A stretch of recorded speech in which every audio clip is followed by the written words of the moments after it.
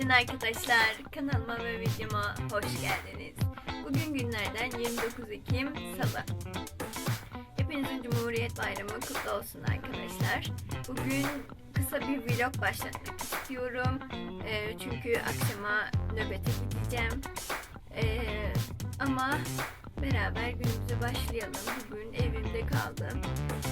Hatta şeyde kalmışım. Koltukta uyuyakalmışım. Ben de şöyle açtım koltuğu. Bu şekilde uyudum. Bugün biraz böyle değişik bir uyanış oldu benim için. Alışkın olmadığım bir uyku oldu. Ama rahat ettim yani. Hava biraz soğudu Adana'da. O yüzden battaniyeyle uyudum ve gerçekten battaniyeyle uyumayı çok özlemişim. Böyle sıcak sıcak uyudum. Arkadaşlar şimdi yeni uyandım. Saat şu an 10:30 falan. Hemen bir kahvaltı hazırlayacağım. Buzdolabımı silmeyi düşünüyorum bugün. Çünkü evlendiğimden beri silmedim. Yani yaklaşık biraz 1,5 ay falan oldu silmedim. Zaten çok evde kalmadığım için, bazen annemlere falan gittiğim için öyle çok kullanılmıyor, ama yine de yani ben kirlendiğini düşünüyorum bayağı. Onları temizleyeceğim. Almıştım, raf örtüsü almıştım, onları falan sermeyi düşünüyorum. Ölçüsüne göre keseriz, sereriz. Şimdilik bu şekilde planım. Bakalım.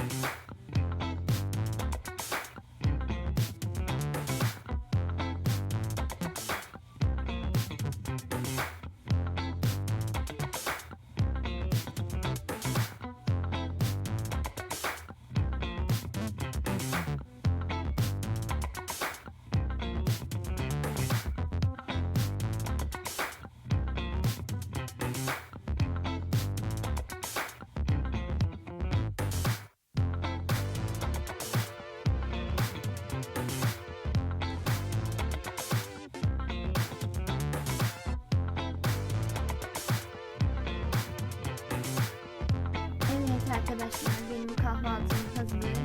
Şimdi kendime YouTube'dan birkaç müzik falan açacağım. Birkaç takip ettiğim YouTuber var. Beğenili takip ettiğim. Onları izleyeceğim inşallah televizyondan. Hadi bana afiyet olsun.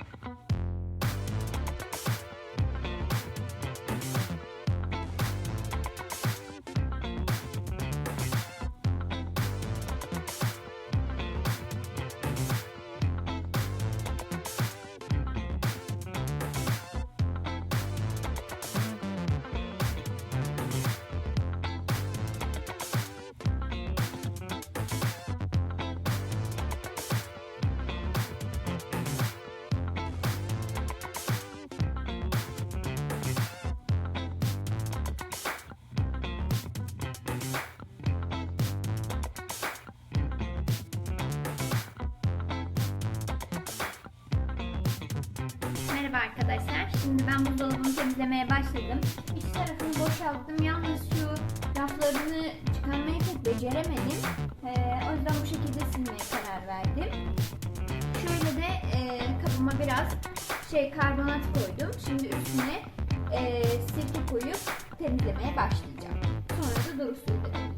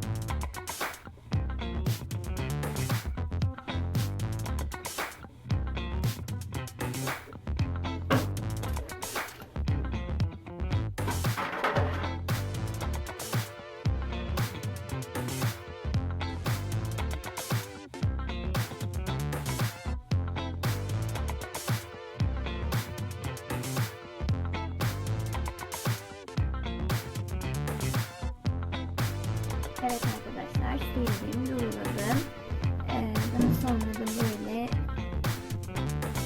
örtülerimi de serdim. Şeffaf örtülerinden almıştım. Yeni satılıyordu. 20 liraydı herhalde rulosu. Onlardan yerleştirdim. Hatta artan bir kısım oldu. Artan kısım içerisinde de şöyle minik minik şeyler kaldı. Şeritler kaldı. Ben de bunları bu raflarda değerlendirdim. Bu raflara da böyle girdi yani şuralara. Şimdi hemen dolabımı yerleştireceğim çünkü saat hani 2'ye geldi. Yavaş yavaş sonra evime tekrardan çıkarım çünkü yarın sabah geldiğimde eşyalarımı toplayıp annemlere gitmeyi düşünüyorum çünkü günlük bir aram var. Ondan sonra şey yapacağım. Evime dönerim inşallah. Bakalım. Hadi ben bunları yerleştireyim. Evet arkadaşlar, ben şöyle bulaşıklarımı yıkadım. Kahvaltıdan ve buzdolabından çıkan bulaşıklarımı yıkadım. Şöyle bezlerimi buraya serdim çünkü evden gideceğim için dışarıda durmasın dedim. Daha sonra şöyle etrafı falan bir süpürdüm. Buzdolabımı da göstereyim size. Bu arada çöpümü alıp çıkmam lazım en kısa sürede. Şöyle buzdolabımı da göstereyim. Üst tarafa genellikle kışlık malzemeleri, yani kavanozlarımı buraya koydum. Buraya bir saklama kabımı koydum. Pastalarım vardı içinde. Bu artan yemeğim. Bu da salatalar için ayıkladığım yeşilliklerim, peynirim, işte domateslerimi falan da şu tarafa koydum. Gördüğünüz gibi şöyle poşetlerde bıraktım çünkü sebzeler birbirlerine büyüme hormonu salgılıyor. O yüzden de birbirlerini etkiliyorlar diye poşetlerde saklamayı tercih ediyorum ben. Söylediğim gibi buralarda kahvaltılık ürünlerimi koydum. Buraları da böyle düzdüm. Şöyle netlerse inşallah.